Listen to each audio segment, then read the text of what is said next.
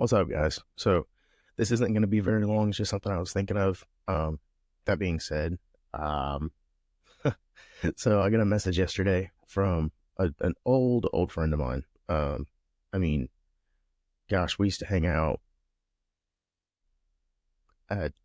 It was high school. It was high school. So I mean, a solid 20 years ago. But kind of what I wanted to speak on was, even though I feel like in a sense, like he was being kind of silly about one of my videos that was like, hey, I always gave you 100%, da da da.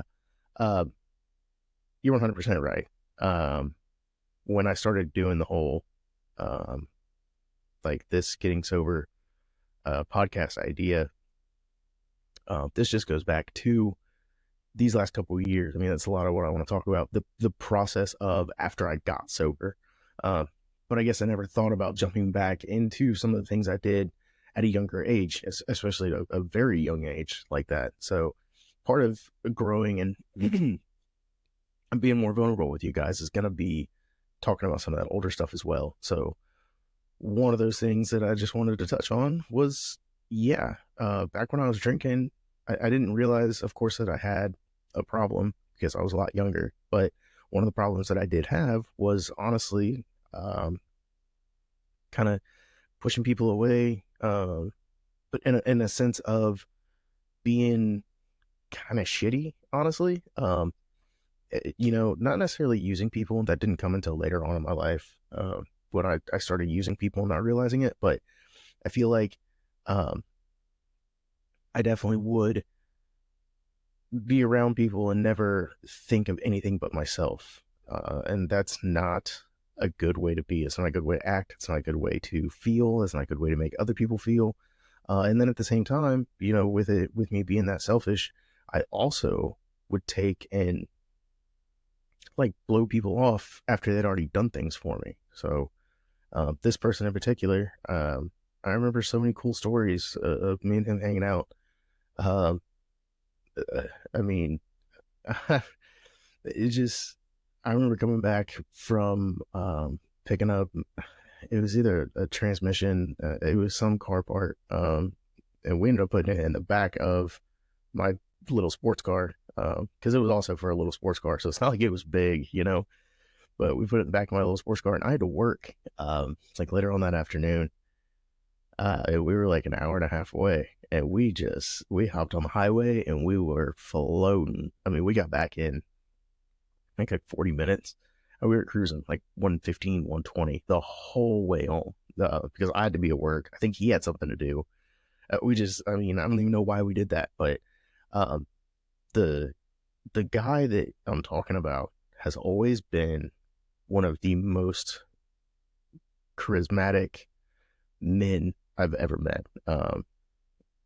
It just full of good energy, full of good vibe, and that's super important. So that being said, um, I feel like when you're drinking and when you're thinking about other stuff and when you got other things going on, there's always that wall. There's always that blockade in front of your face that you're like, man, I got this, and this going on. It's selfish.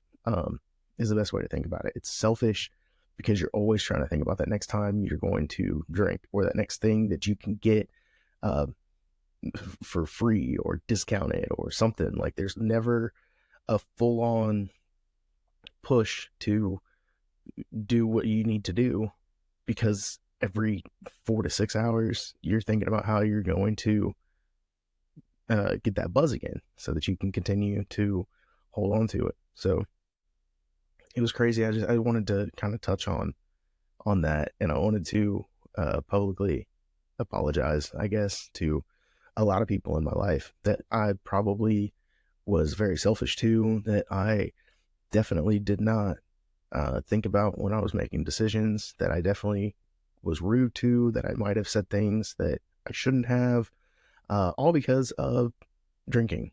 Um, being humble and learning how to be a better person is not easy. It takes a lot of self evaluation. It takes a lot of, self realization. We'll call that. So, and it it's a lot. So I think that being able to step back and talk about things like this, uh, also, don't get me wrong, I am not 100% talking about at this time in my life trying to jump in and be best friends with all these people again. We No one's got time for that. Things change. What I'm talking about is not continuing to show people the support that they showed me when I was younger. Uh, that same group of people, that same timeline in my life, there was a lot of good guys. I mean, I'm running through names in my head right now, and I feel like if any of them are listening to this, they pretty much know who they are. They all still kind of hang out in the garage. They all are good dudes. Some of them are married now. They all have, I mean, they're just they're they're good guys. And I definitely regret not holding on to those relationships. And I don't want to say taking the path that I took, because if I wouldn't have took the path I took, I wouldn't have my kids. They are 100% my world. But I feel like I probably could have done things to where I could have had my kids and friendships with these people all at the same time. So it's definitely not something that I'm, again, proud of, but it's definitely something that I wanted to bring to light. That message, as soon as I got it, I was like, man, like, he's right. And it does kind of make me feel like shit. You know, you don't realize how many people you have hurt or how many people you've um, put in weird positions until you're out of that bubble and you start to see it.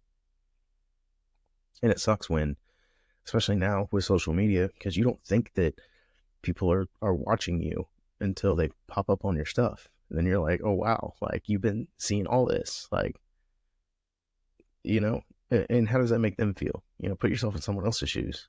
How does it feel when your gut starts to sink? I mean, everyone knows what that's like. Um, that text message, that everything, you know, everyone knows what that's like. You get it, you read it, you see it, you scroll past it, everything. All of a sudden, your entire stomach just sinks. That's not a good feeling. It's not fun. So I just wanted to apologize. It's a short little video. It'll probably get mixed in with other stuff, but that's kind of, in my mind, I'm wanting to do these like free write type videos where this was on my mind. I was thinking about it. I wanted to mention it and make some highlights out of it. And honestly, just let that person know that I'm sorry and I was not the best person. And hopefully, you know, they have forgave me, which would be really cool. Not saying that we're going to be best friends again, but, you know, forgiveness is definitely something that is important. You know, you forgive, but that doesn't necessarily mean you're forgetting. It just means you're okay. So, just wanted to put that out there. All right, later, y'all. And we're back. So, at this point, I want to kind of touch on my first Christmas being sober and what happened with my hands. If you can see a little amputation there. I'm gonna upload some pictures to this to kind of show you guys what it looked like and stuff before and all that. But I'm also gonna get into why it happened, which ultimately was nicotine and tobacco. Being a vasoconstrictor, it definitely was not contributing to my blood flow and to my hands. I was working outside, like I said. So because of all that, it ended up turning into, I guess you would call it gangrene, but it was just like dead. All the nerves and the ends of my finger were just dead. So, but back to my first Christmas sober. So I will say that this was eye-opening for me when it comes to how I felt and just overall the appreciation that I have for some of the people around me. My first Christmas sober, the person I was dating was amazing. They really helped me as far as not only staying sober, but appreciating the hard work that I had put in so far. My family was amazing. Like everything just turned out really well. My kids were with us all the time. Tons of great gifts, tons of great family time. Just in general, such a good experience for the first Christmas. Um, I was still, like I said, smoking weed, but it wasn't like as much. It wasn't until summer of the following year of 2022 that I started smoking really, really heavy. Which funny story, actually, when initially stopped, I initially stopped drinking. I didn't smoke weed for 2 weeks. I quit everything and just kind of seen how I felt. And it wasn't until I jumped back into that, which another funny story after taking 2 weeks off smoking and then jumping back into it. Um, I was so high. Me and the girl I was dating went to CVS and she had to use the bathroom. So she ran in to use the bathroom. And I thought that I was in the car for such a long time that she should have been out by now. So I went in CVS. Mind you, I'm wearing all black, hood was up, walking through CVS, can't find her because she's in the bathroom. But do I remember that? Not even a little bit. So she's walking through the bathroom, or she's walking through, can't find her, go back in the car, sit in the car, text her like, hey, is everything okay? Like, I couldn't find you. Did you get kidnapped? Like, is there something? She's like, I'm in the bathroom. I've only been in here for like 3 minutes. I was like, really?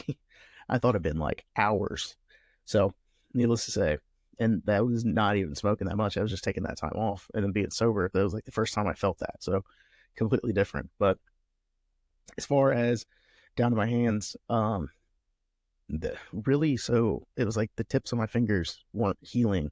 But then I was also working outside, like in the conditions, and it was cold. It was December. So I would get frostbite on the tips of my fingers, and then it would never heal. And the ways that I was trying to make it heal definitely were not helping. Now, yes, I was going to the gym, I was doing cardio, things like that, but it didn't help anything. It really kind of sucked, to be honest with you. And it wasn't until I finally got that partial amputation. Because honestly, right after this, it was January of 2022 when I decided to quit smoking, which I also got sick. Nicotine controls so much of your stomach and just things you got going on that it's crazy for real. But so that was when I got sick from that. But man, I'm looking through pictures right now. So look back at oh my god, Christmas was awesome. The kids got so many good things, which was cool. Makes them happy, of course. Um, there's pictures of my finger. I'll put some of them in here. Keep going through some of these pictures. I still look like crap though. I still had This was almost 6 months down the road, and I still hadn't cut my hair or nothing. Um, I was just letting it roll. Oh man, yeah, I can definitely see where it got stitched up. It took a minute for it to heal. It's crazy when you actually get something like that cut off. Like now, it's completely different. I mean, the exercises they told me to do, things like that. I didn't think that it was going to be a thing until it was. You know what I mean?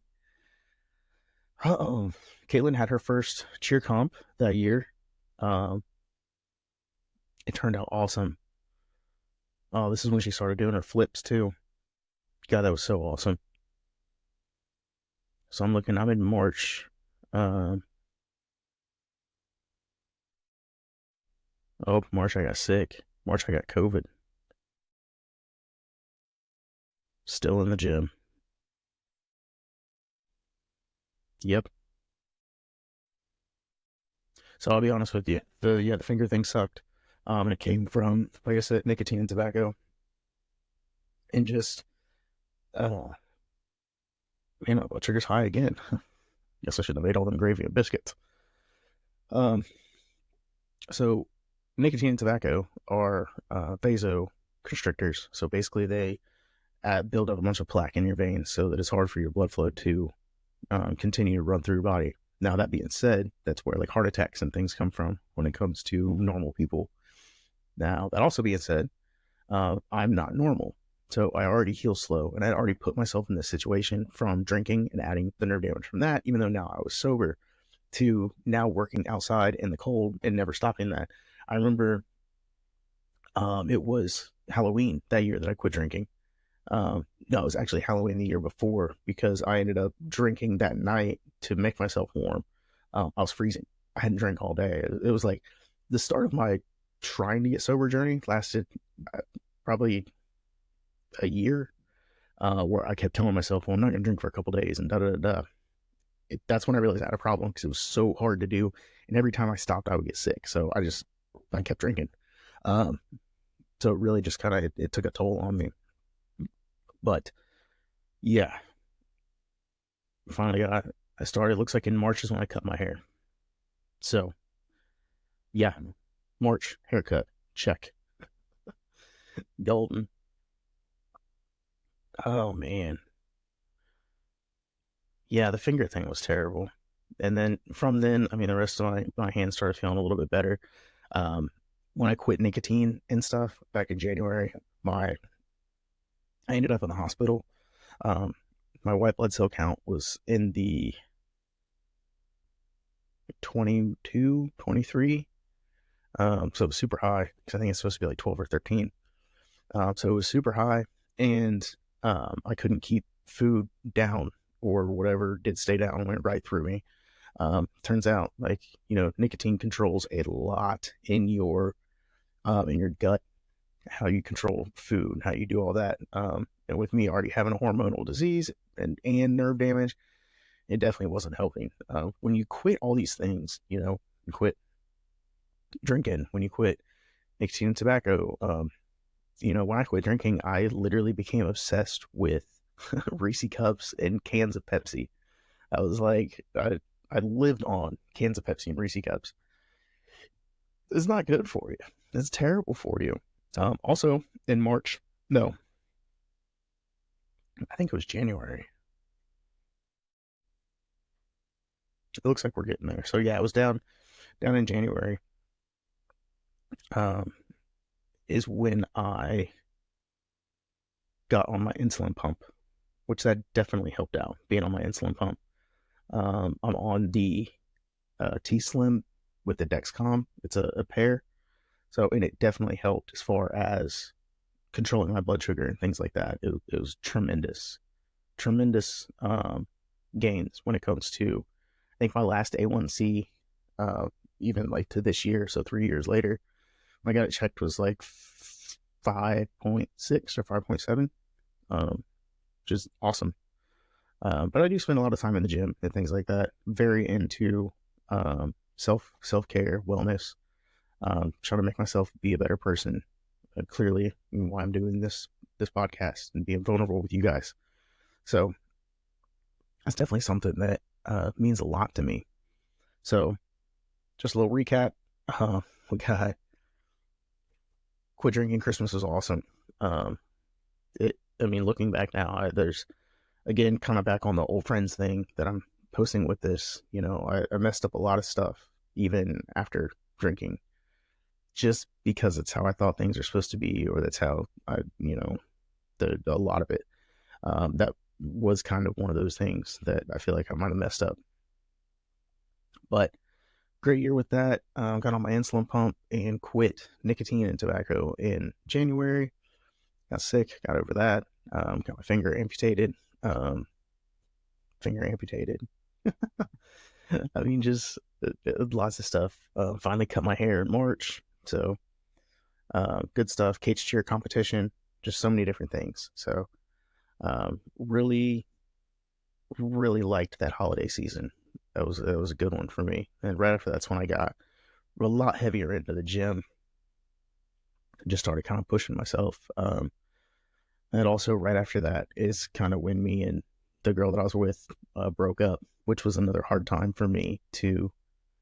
And I wouldn't even say we broke up because we carried it on for way too long. But I moved out of her house, which again was probably something that I should not have done. Back then is when I should have started doing what I'm doing now. But we can't look at stuff like that. You can't, no matter who you are, no matter what you got going on, you can't judge yourself from the things you did in the past. You can only learn from them. The book I'm reading right now, The Gap in the Game by Dan Sullivan and Dr. Benjamin Hardy. it literally talks about measuring backwards. So it's not about changing, or I mean, it's not about dwelling on your past or anything like that. It's literally about learning how to change your past, learning how to work with what you have, and be better. So, uh, so that's kind of where we're going to go with this next segment. So the next segment, we're going to start talking about how hard it was, how much I wanted to start drinking again after her and I split up, how we kind of tried to keep things going. But honestly, we broke up probably the day I moved out, is what it seems like. I mean, things went downhill from there. Family started acting silly about stuff. Me and her never really got along again, like we should have. Things just took a turn for the worst. And through that entire time, we're going to talk about something else that I started going through that is almost just as bad as drinking. And that's going to carry us for a little while, because I literally just stopped a couple months ago. And it's not weed, it's not anything else, just something that I did to cope and to put myself in this position that I'm in. And that's kind of where I'm on my way out now. So if you guys don't think that you can do it, trust me, you can. And if you don't think I have any experience in going through hard times and doing things when it comes to addictions, you're about to find out that it's not easy for any of us. It doesn't matter what the addiction is, doesn't matter what you have going on. Everybody goes through different things at different times, and this is no different. So that'll be starting the next episode. I enjoyed talking to you guys through this, explaining some of these things. I hope that maybe it helped you guys out a little bit as far as journeys that you want to take in your own life and changing. I mean, smoking is bad. Like, stop smoking vapes. I don't care. Like, it's so bad for you. It's not a governed source of nicotine, so you're literally just pumping all these different chemicals into your body, and it's so bad for you. Just start. Don't, if you can help it, be as humble as possible from day one. Don't take advantage of people. And if you don't think that you can move forward with something, then don't do it, or don't make promises. Don't be that person. Trust me, it's not worth it.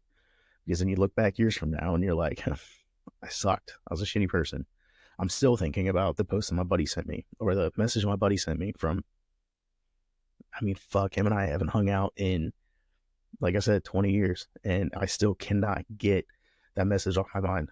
It's been almost 24 hours. So yeah, don't do that to yourself. Don't do that to yourself.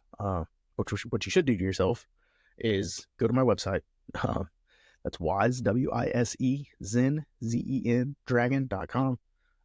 When you get there, go and sign up for my blog, my newsletter, check out digital products, follow me on all social media. That way you can see more things like this. This podcast is available on Apple Podcasts, Spotify, and YouTube. The video version's on YouTube. Looking to upload them a couple times a week, blog posts a couple times a week. And then I also offer a coaching program. So whether it's fitness and health, whether it's your gym routine, your diet, whether you just need someone to talk to that has a decent head on their shoulders and is going to motivate you and hold you accountable, anything, sign up right now for the rest of the year. And probably something that I'm thinking about implementing is your first month is always going to be free. So you sign up for the coaching program, we talk, we move through this. If you want to continue on with it, then there's a monthly fee.